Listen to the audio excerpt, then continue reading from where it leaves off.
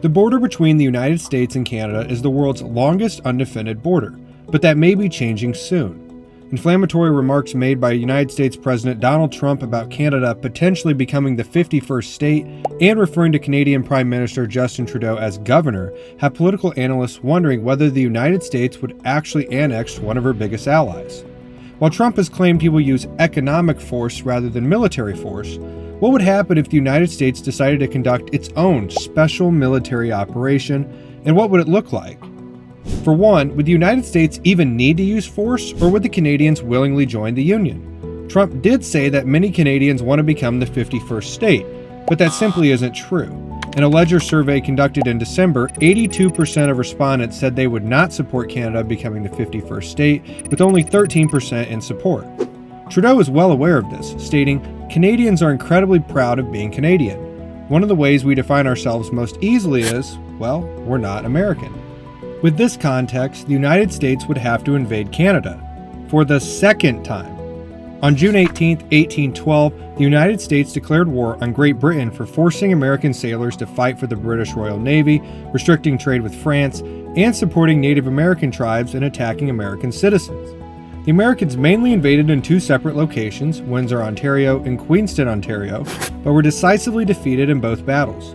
After minor skirmishes for the next 2 years and the British burning down both the United States Capitol building and the White House, a fact Trump reminded Trudeau during a heated conversation in 2018, both sides agreed to peace terms in December of 1814 with no territorial changes. But the War of 1812 was over 200 years ago. What would a more modern invasion of Canada look like? Secretary of War Patrick J. Hurley and Secretary of the Navy Charles Francis Adams III were tasked with this question in 1935 and came up with War Plan Red. Similar to the War of 1812, the American military would attempt to invade through Detroit and Niagara Falls, but also attack major Canadian cities such as Vancouver, Winnipeg, Montreal, and Quebec. The American military would also attempt to invade the middle of nowhere for some reason.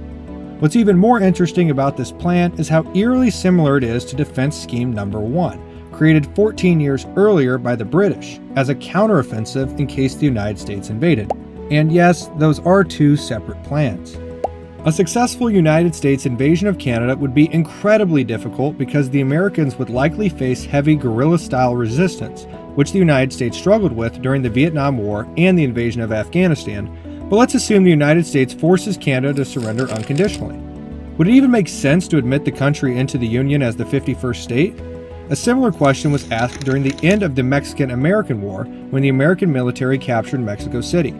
Proponents of the All of Mexico movement wanted the United States to annex the entire country, but there were concerns about language and religious differences. While the United States technically has no national language, 99% of the Mexican population speaks Spanish, while only 13.4% of the American population does. Additionally, 78% of the Mexican population is Catholic, while only 20% of the American population identifies as Catholic.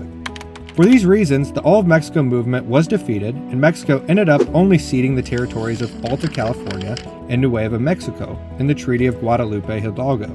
But what does any of this have to do with Canada? Well, Canada also has linguistic and religious differences that would make integration difficult.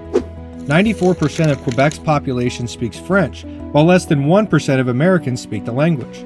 Similar to Mexico, Quebec has a large Catholic population, but outside of Quebec, large portions of the country identify as irreligious.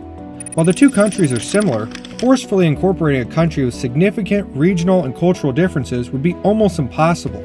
Not to mention the politics of annexation make zero sense. If Canada were to become the 51st state, it would become the largest state in terms of both land area and population. It would carry considerable weight in American politics.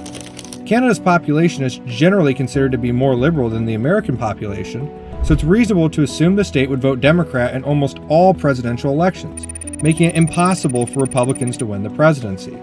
This fact makes it even odder that Trump, a Republican, is suggesting this idea. Despite all the linguistic, religious, and political reasons not to annex Canada, the biggest reason annexation is unlikely is because of how America's adversaries would respond. With ongoing conflicts in Israel and Ukraine, and tensions between North and South Korea and China and Taiwan heating up, It is extremely unlikely the United States will be able to defend all her allies while conducting a cumbersome invasion of her northern neighbor.